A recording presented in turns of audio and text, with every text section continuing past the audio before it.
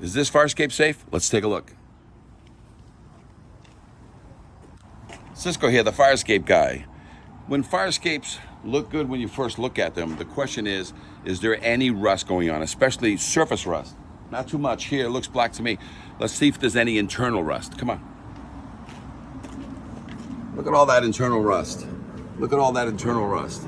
Look at that. That's telling you that these treads are gonna come down and hurt somebody. So if you have a fire escape that looks like this, what do? Well, the first thing you do is you take a picture of it and you send it to the landlord or you send it to the management company. Say, hey, I don't think this fire escape is safe. They're supposed to be certified and inspected every 5 years. And that's a rule around the nation.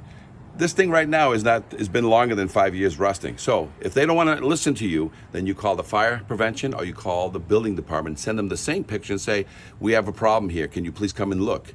Otherwise, give us a picture, give us an address. We'll help you with getting it to the right authority. Cisco, the fire escape guy.